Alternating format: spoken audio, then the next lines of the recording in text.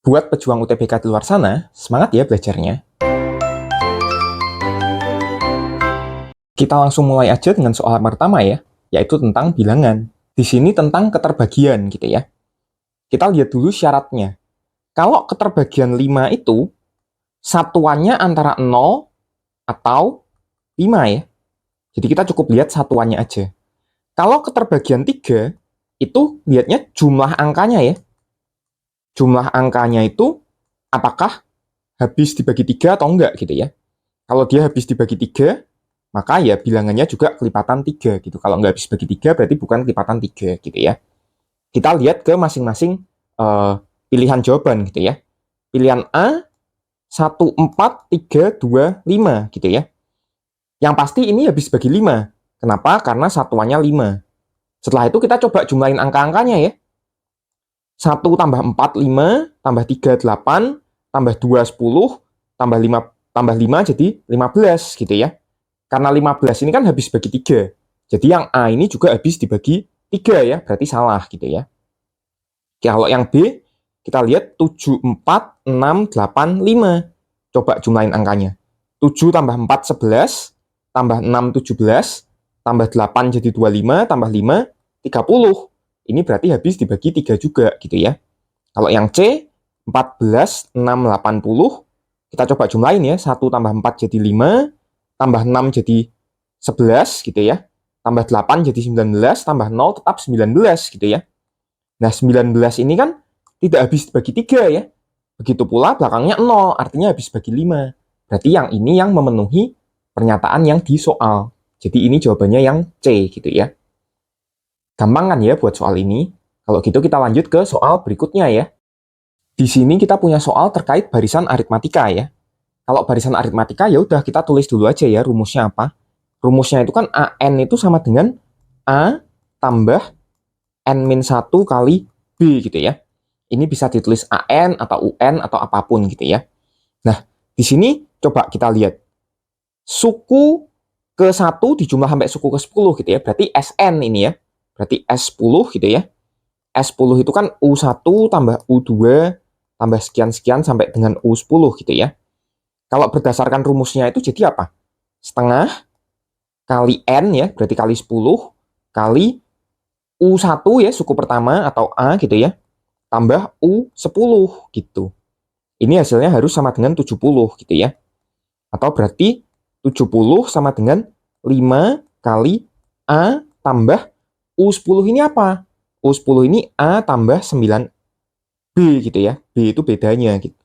Kalau kita bagi 5, jadi 14 sama dengan 2A tambah 9B. Seperti itu. Kita simpan dulu ini ya. Kita harus manfaatkan informasi yang kedua gitu. Informasi kedua bilang apa? U5 ya. U5 tambah U7 tambah U9 itu sama dengan 30. Coba kita masukin masing-masing ya. U5 itu berarti apa? A tambah 4B gitu. Kalau U7 berarti A tambah 6B. Kalau U9 berarti A tambah 8B gitu ya, sama dengan 30.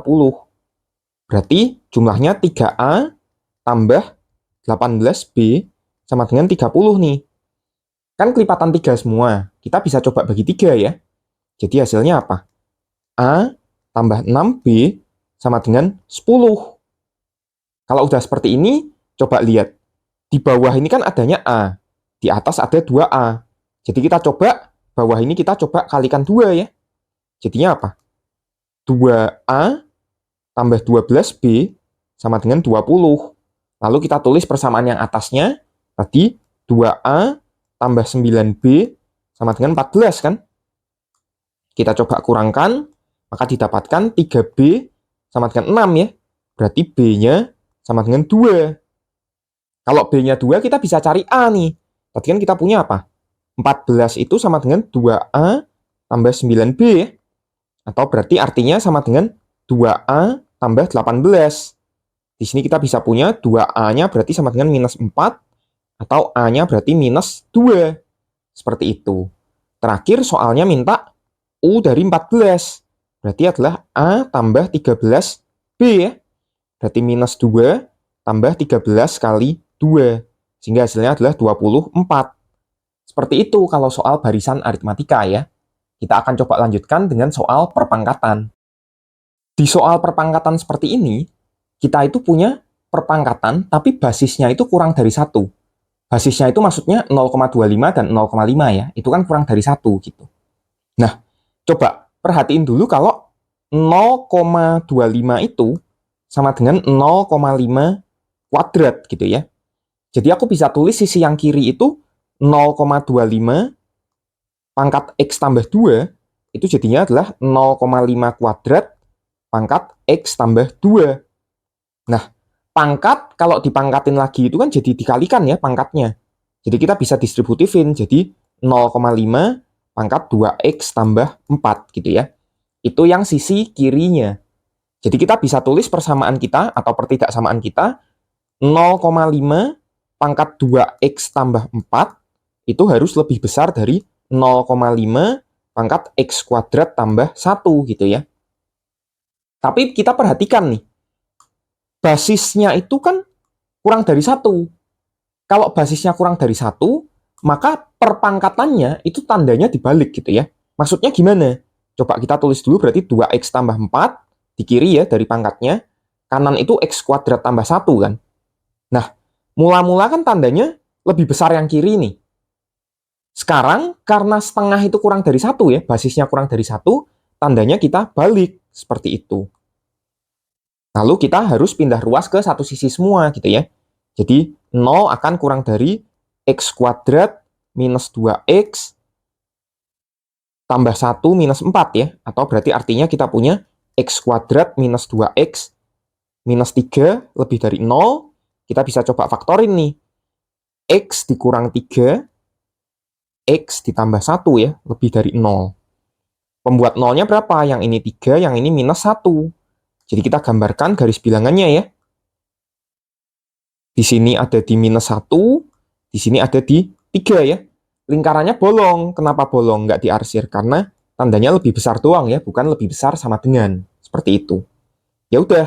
Kalau udah seperti ini kita cek aja beberapa angka. Misalkan di sini cek X-nya 0, di sini cek X-nya itu misalkan 4, di sini cek juga misalkan X-nya itu minus 2 ya. Masukin aja ke persamaan kita yang paling bawah ini gitu.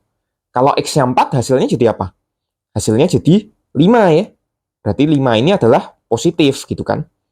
Kalau misalkan X-nya 0 kita masukin hasilnya minus 3. Berarti dia negatif. Kalau misalkan X-nya minus 2 kita masukin hasilnya adalah 5 juga ya. Berarti dia positif gitu. Yang diminta soal apa?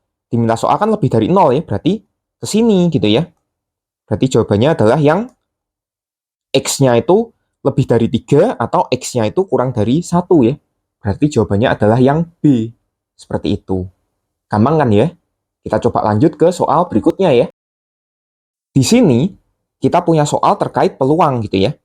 Kita mau ambil dua bilangan ya, A dan B, tapi boleh sama gitu ya. Nah, kalau ambil dua bilangan gini, itu sama kayak peluang pelemparan dadu. Paling gampang kita bikin tabel gitu ya. Bikin tabelnya gimana? Misalkan di sini tuh tabel untuk A, di sini untuk B gitu ya. Ketika kita ngambil A, opsinya apa? Opsinya bisa 1, 2, 3, 4, 5 gitu ya. Ngambil B juga bisa 1, 2, 3, 4, ataupun 5 gitu. Kita coba bikin dulu tabelnya ya. Lalu kita cek nih, mana yang bisa memenuhi soal gitu ya. Kita bikin dulu tabelnya gitu ya. Maksud dari tiap tabel itu apa? Maksud dari tiap tabel misalkan seperti ini. Misalkan di kotak yang ini nih ya, berarti kan A per B berarti 3 per 2 gitu ya. Kalau kotak ini berarti 5 per 3. Dan seterusnya gitu ya. Kalian boleh isi sampai penuh, atau nggak usah juga nggak masalah sebetulnya ya. Kita logika aja gitu. Yang diminta apa? A per B itu bilangan bulat gitu ya. Artinya B-nya itu harus membagi A. Berarti yang bisa yang mana aja? Yang bisa kita centangin aja ya. Ini itu kan berarti 1 per 1, 2 per 1 gitu. Kalau B-nya 1 pasti bisa ya semua A gitu ya. Kalau B-nya 2, A-nya berarti harus kelipatan 2. Berarti yang bisa 2 dan 4 gitu. Kalau B-nya 3, A-nya berarti harus kelipatan 3 ya. Yang bisa cuma 3. B-nya 4, A-nya yang bisa cuma 4 ya, karena 4 per 4 jadi 1. B-nya 5, A-nya yang bisa juga cuma 5 gitu ya. Ya udah, peluangnya itu kita hitung banyaknya centang gitu ya. Banyaknya centang itu ada tuh 2, 3, 4, 5, 6, 7, 8, 9, 10. 10 dibagi dengan banyaknya kotak. Banyaknya kotak adalah 25 gitu ya. Kita bisa coba sederhanakan, kita bagi 5 ya. Ini jadi 2, yang ini jadi 5. Sehingga jawaban akhirnya adalah 2/5. Seperti itu. Gampang kan ya buat soal peluang ini? Kita lanjut ke soal terakhir ya, tentang pertidaksamaan dan grafik. Untuk soal grafik persamaan linear, kita itu harus ingat dulu cara paling gampang untuk mencari persamaan linearnya gitu ya. Jadi, di sini misalkan kita punya sumbu X dan sumbu Y gitu ya. Kemudian ada sebuah garis nih. Memotong ini di titik A, memotong Y di titik B. Maka persamaan garisnya itu udah pasti AY tambah BX gitu ya. Jadi disilangin. A di sini malah dikali Y, B-nya malah dikali X gitu ya. Harus sama dengan A kali B gitu. Jadi di sini kita lihat dulu di soal itu jadi apa? Garisnya ya. Garisnya kita lihat dulu. Di garisnya berarti apa? 3Y minus 5X sama dengan 3 kali minus 5 ya. Atau kalau aku mau samain ke satu ruas semua, jadinya 3Y minus 5X gitu ya. Kanan kan minus 15, kalau aku pindah kiri jadi plus 15 gitu ya, sama dengan 0. Lalu, kita itu bisa ambil sebuah titik uji. Titik uji ini apa? Titik uji ini adalah sebuah titik sembarang gitu ya. Paling gampang ambilnya berapa? Paling gampang itu kita ambilnya 0,0 gitu ya. Jadi kalau kita ambil 0,0, kita lihat ya. 3Y minus 5X tambah 15 gitu ya. Berarti ini jadinya apa? 3 kali 0 kurangin 5 kali 0 tambah 15 ya. Berarti hasilnya adalah 15. Ini itu kan lebih besar dari 0 gitu. Betul nggak? Tapi masalahnya gitu ya. Masalahnya apa nih? Masalahnya titik 0,0 ini termasuk nggak di gambar? Titik 0,0 ini tidak termasuk ya. Tidak termasuk di gambar gitu kan. Karena yang diarsir itu nggak ngelewatin 0,0. Maka persamaan kita atau pertidaksamaan kita adalah 3Y minus 5X tambah 15, tapi 0,0 itu nggak termasuk gitu. Jadi kita balik aja, berarti kurang dari 0. Seperti itu. Terus kita lihat juga di gambar, garisnya itu garis lurus kan, bukan putus-putus. Kalau garis lurus artinya ada tanda sama dengannya di sini. Seperti itu. Lalu tinggal kita cocokin aja ke jawaban gitu ya. Tapi kalau di jawabannya itu nggak ada yang cocok, kita coba pindah ruas ke kanan gitu. Kalau kita pindah ruas ke kanan jadinya apa? 0 kurang dari sama dengan 5X minus 3Y minus 15. Seperti itu ya. Berarti jawaban yang cocoknya adalah yang C. Seperti itu. 5X minus 3Y minus 15 lebih besar dari sama dengan 0. Seperti itu. Gampang kan ya? Nah, itu dia 5 nomor yang kita bahas hari ini. Semoga bisa membantu kalian buat belajar UTBK-nya ya. Kalau gitu, sampai jumpa di video selanjutnya dan selamat belajar.